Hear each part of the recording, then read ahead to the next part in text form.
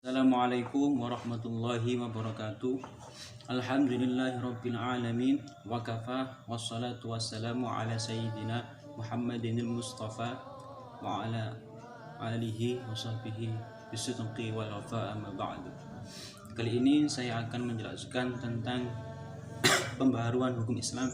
Yang akan saya bahas adalah teori hudud Muhammad Syahrur. Muhammad Syahrur merupakan salah seorang pemikir muslim kontemporer yang memiliki pemikiran dan gagasan brilian di bidang kajian keislaman.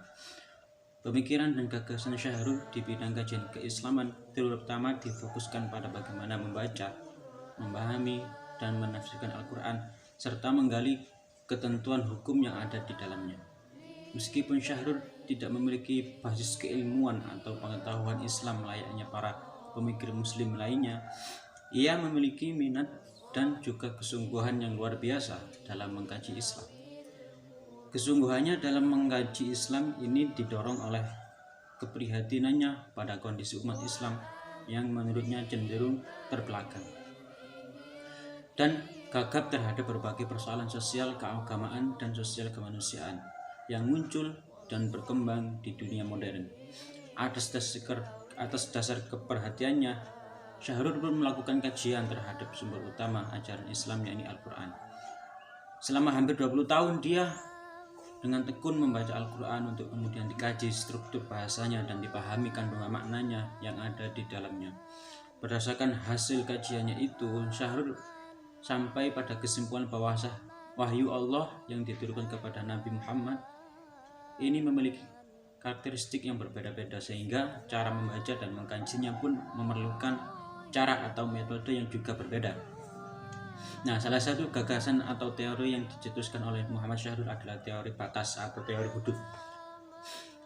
Suatu teori di bidang hukum Islam yang menyatakan bahwa hukum-hukum Allah memiliki batas-batas tertentu dalam penerapannya, yakni batas minimal dan batas maksimal.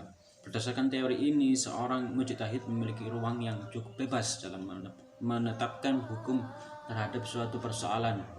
Ia boleh menetapkan hukum berdasarkan batas minimal dan boleh juga menetapkan hukum berdasarkan batas maksimal yang telah ditentukan oleh Allah Subhanahu wa taala. Adapun hal yang tidak dibenarkan adalah menetapkan hukum dengan melampaui batas-batas yang sudah ditentukan oleh Allah. Ini adalah gagasan brilian yang dicetuskan oleh Muhammad Syahrur di bidang pemikiran hukum Islam. Namun sekaligus juga kontroversial. Pemikiran dan gagasan Syahrur ini ternyata banyak banyak penentangan, tidak hanya dari kalangan pemikir muslim tradisional, tapi juga dari kalangan pemikir muslim progresif. Kritik dan penentangan terhadap gagasan Syahrur tersebut bukan hanya karena ia dianggap menyimpang dari arus utama, melainkan juga karena dia dengan sangat berani melakukan deskonstruksi terhadap berbagai bangunan pemikiran hukum Islam. Nah, di sini akan mencoba mengkaji pemikiran hukum Islam yang ditawarkan Muhammad Syahrur, khususnya menyangkut teori hudud yang dicetuskannya sebagai bagian dari upaya untuk melakukan pembaharuan di bidang pemikiran hukum Islam. Nah, di antara karya-karya Syahrur yang monumental yakni Al-Kitab wa Al-Quran, Qiraah Ma'asyurah karya Syahrur yang lainnya juga yakni Dirasah Islamiyah Ma'asyurah fi ad-Daulah wa Al-Mujtama. Karya lainnya juga seperti Al-Iman wa Al-Islam, Anzumat Al-Qiyam, dan Nahwu Usul Jadidah lil Fiqh Islami, Fiqh Al-Mar'ah. Kemudian dari hududnya yakni teori hudud, dan teori ini sangat berpengaruh dan menyumbang masif pada pembaharuan pemikir hukum Islam. Nah, teori hudud ini adalah merupakan salah satu metode ijtihad penetapan hukum yang ditawarkan oleh Syahrur untuk menjawab dan menyelesaikan berbagai problem sosial keagamaan dan sosial kemanusiaan yang muncul di dunia modern saat ini. Ia memiliki karakteristik yang berbeda dengan apa yang selama ini dipahami oleh para fuqaha. Term hudud itu sendiri secara bahasa berarti pemisah, batas, atau bisa juga bermakna larangan. Para fuqaha biasanya memaknai kata hudud sebagai hukum terhadap berbagai bentuk kejahatan yang sudah ditentukan oleh Allah. Ia bersifat tetap dan pasti, akan tetapi berbeda dengan pemahaman jumhur ulama Syahrul memahami hudud sebagai bentuk hukum yang bersifat longgar dan fleksibel dan berlaku untuk semua jenis kejahatan, baik yang sudah ditentukan jenis dan hukumnya dalam Al-Quran maupun yang belum ditentukan. Nah, teori hudud Muhammad Syahrul ini dibangun atas asumsi bahwa risalah Islam yang dibawa oleh Muhammad SAW adalah risalah yang bersifat dinamis, sehingga ia akan tetap relevan untuk setiap zaman dan tempat, atau bisa disebut dengan Al-Quran adalah salih likulli zaman wa makan. Menurut Muhammad Syahrul, kelebihan risalah Islam adalah karena di dalamnya terkandung dua aspek sekaligus, yakni aspek istiqomah, gerak konstan, dan aspek hanafiyah atau gerak dinamis. Dua hal ini adalah menurut Syahrul menjadikan ajaran Islam menjadi dinamis dan fleksibel, namun senantiasa berada dalam bingkai hududullah, batasan-batasan hukum Allah.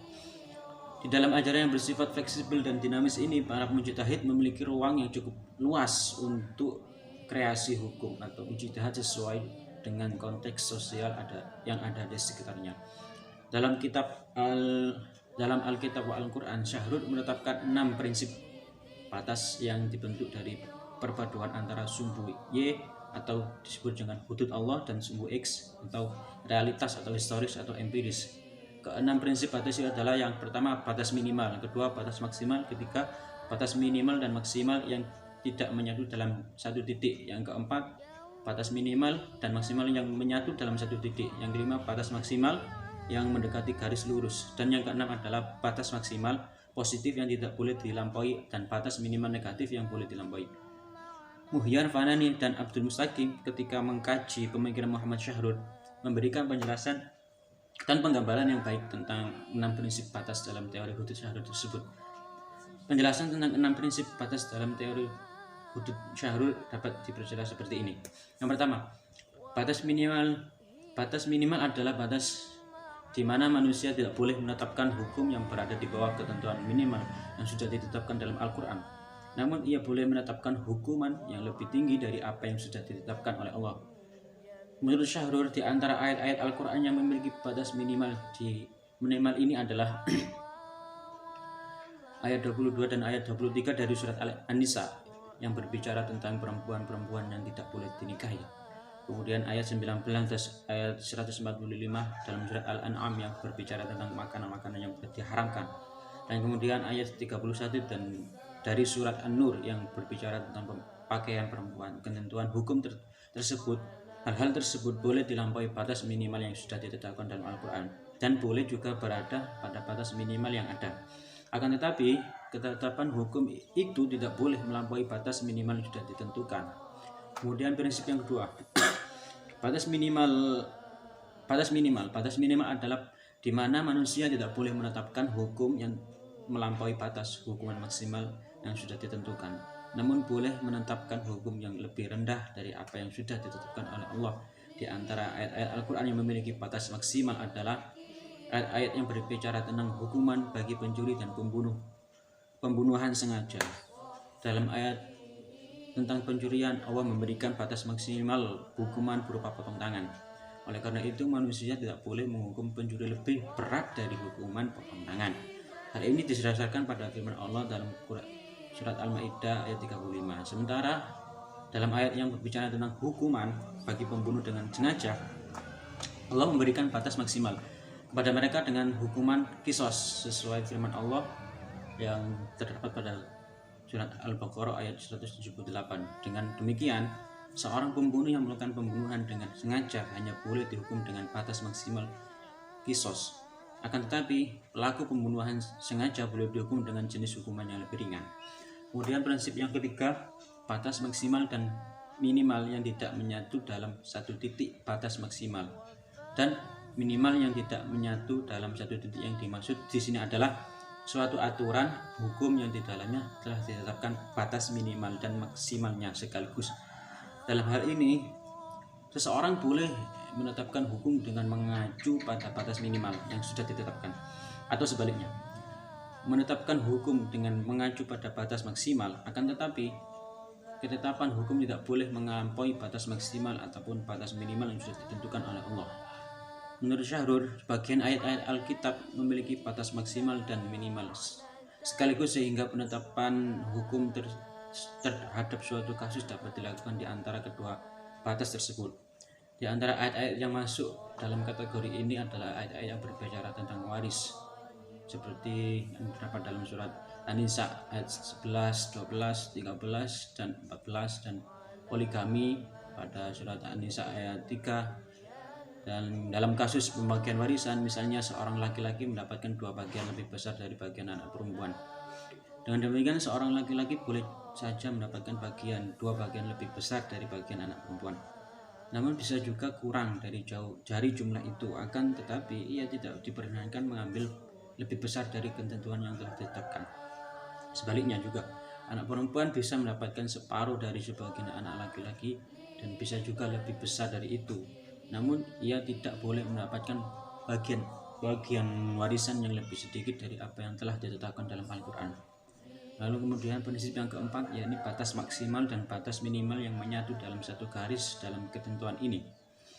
Suatu ketetapan hukum harus didasarkan pada atau sesuai dengan apa yang telah ditentukan oleh Allah, tidak boleh lebih dan juga tidak boleh kurang. Menurut Syahrul, di antara ayat-ayat muhkamat yang masuk kategori ini adalah ayat tentang hukuman bagi pelaku berzina, sebagaimana termuat dalam Quran surat An-Nur ayat 2. Nah, berdasarkan ayat tersebut, hukuman bagi pelaku berzina adalah jilid atau dicambuk 100 kali. Dengan demikian, hukuman bagi pelaku berzina tidak boleh lebih berat dari dicambuk 100 kali dan juga tidak boleh lebih ringan dari itu. Tidak hanya alternatif hukuman yang lebih ringan bagi pelaku berzina, menurut Syahrul, dikarenakan adanya penjelasan lebih lanjut dalam ayat tersebut yang menyatakan wala takun, janganlah memberi belas kasihan kepada keduanya.